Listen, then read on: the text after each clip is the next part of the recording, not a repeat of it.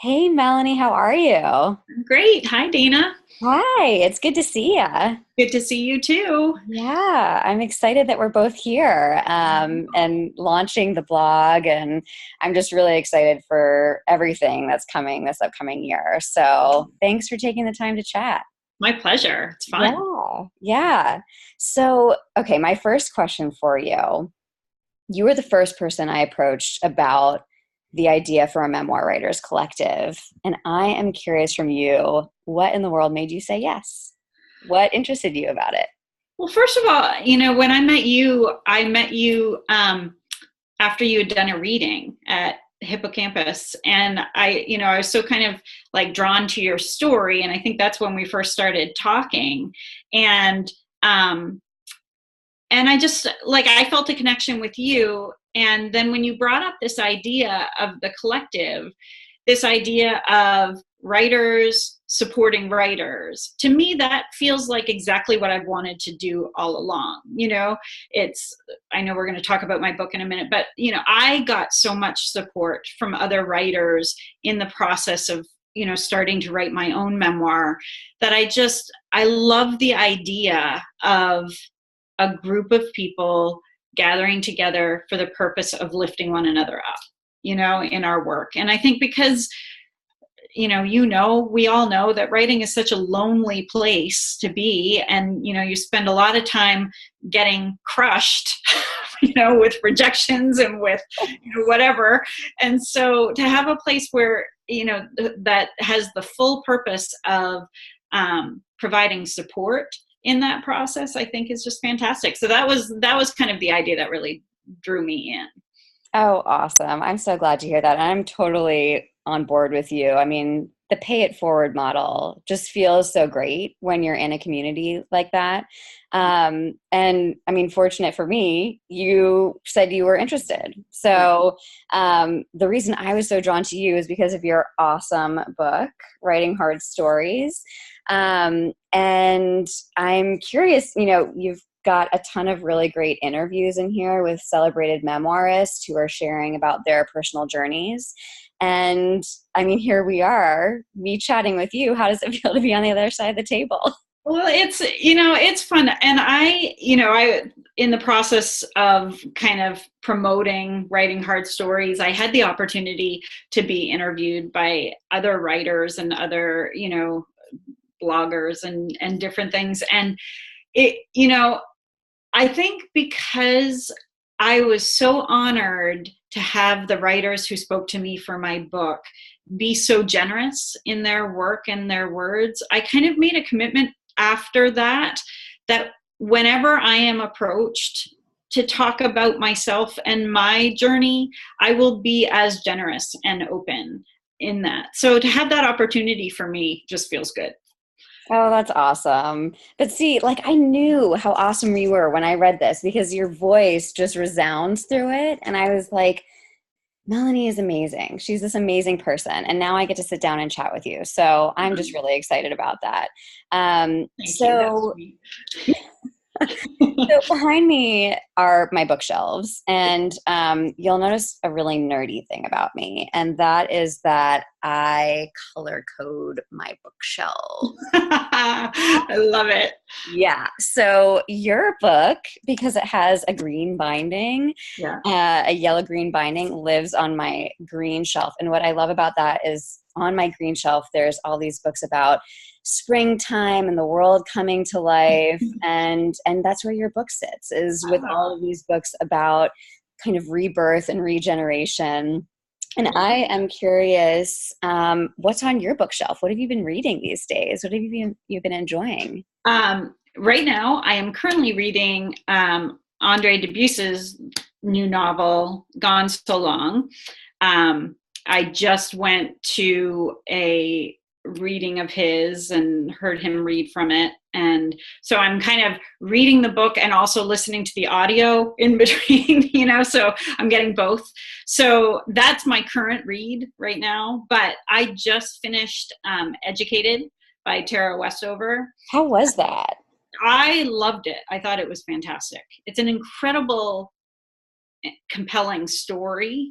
And just kind of the journey she had to get to the place where she could write it is pretty amazing. And so I feel like it's an excellent read. And so that's a memoir I just finished. I also recently had the opportunity to read an advanced copy of our friend Rima's new memoir, I Am Yours, and by Rima Zaman. And I am thrilled to have had that opportunity to read her beautiful words before they're out to the rest of the world. It feels like an immense privilege to have been able to do that. And what else is on my bookshelf? I'm trying to think. So many things. Yeah. I mean, right now, the textbooks for the classes I'm teaching. That's great.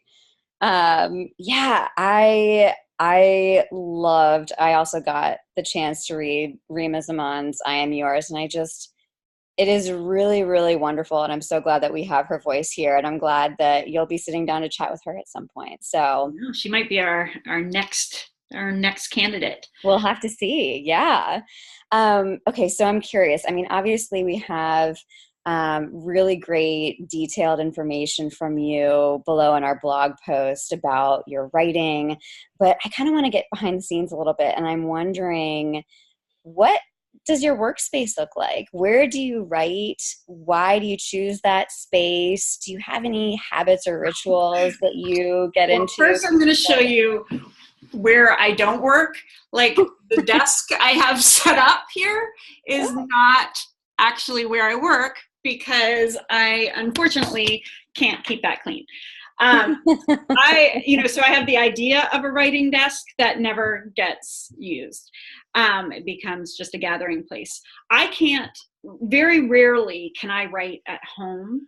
I get very easily distracted in my own house. And I think it's the distractions of just all the other things that I could make excuses to not be writing.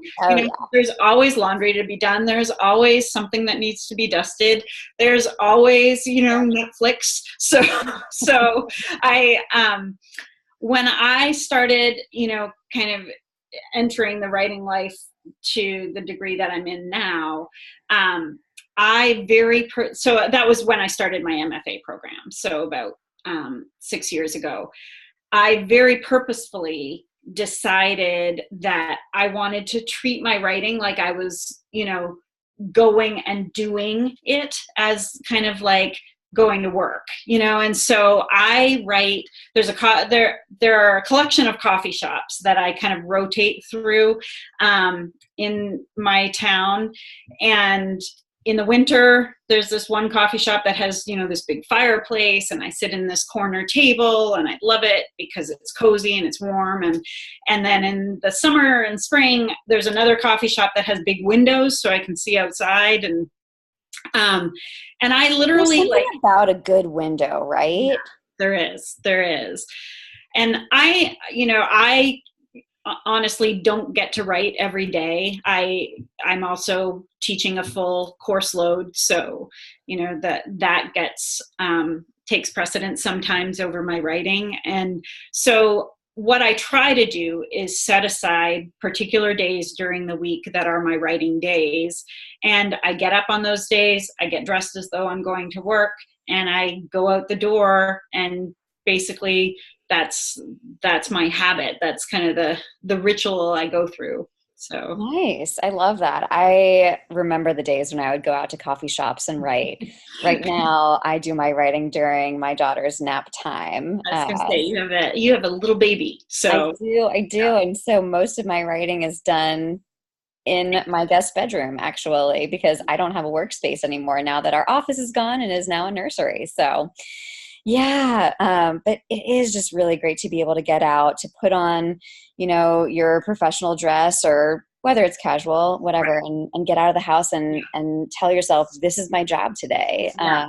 It kind of reminds me a little bit. I love Liz Gilbert's Brave Magic, and she talks about dressing herself up to kind of court the ideas that come to her.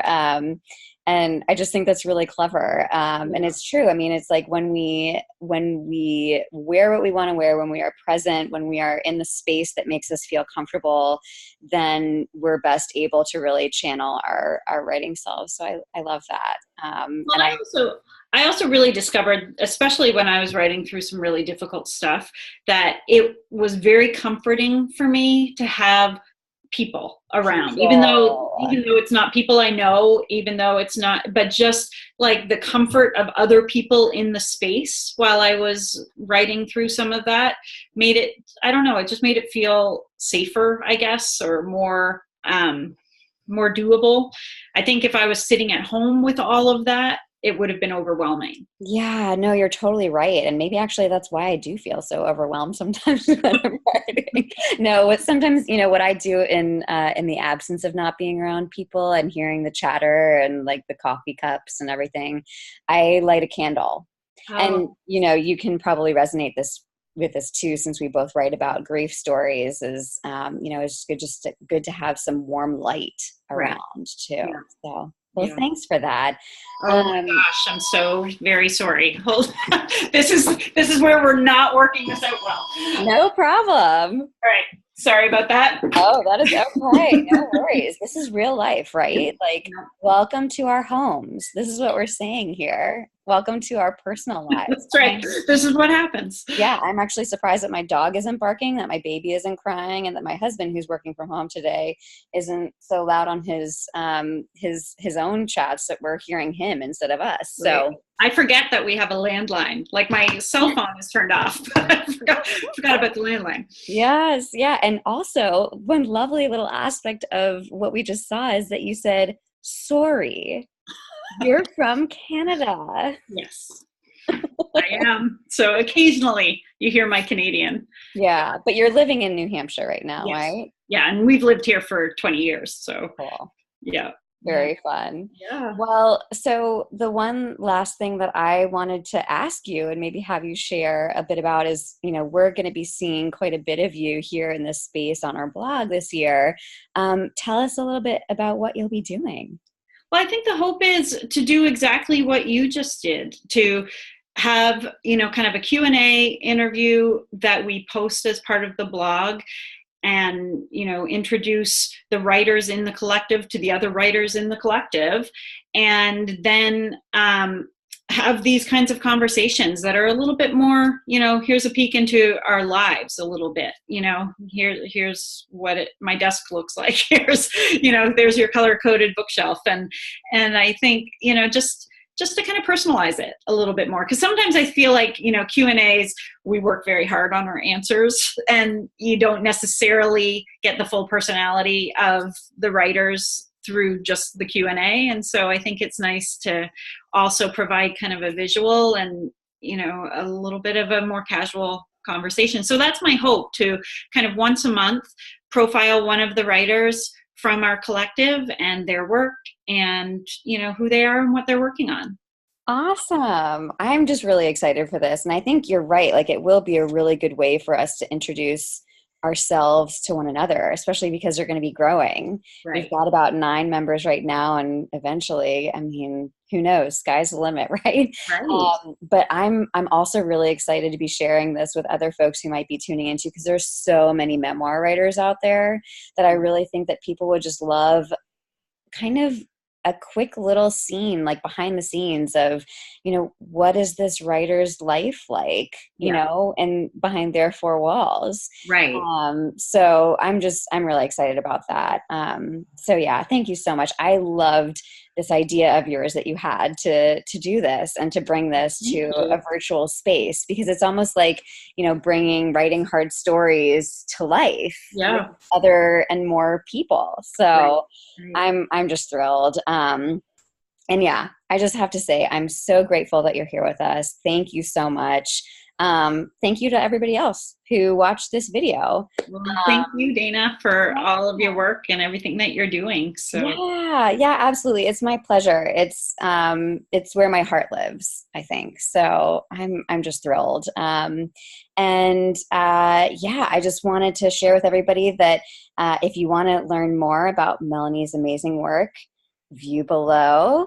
our blog, where she'll be sharing, where she already has shared actually, answers to the nitty-gritty writing related questions are there. And yeah, stay tuned. Thanks so much. Bye.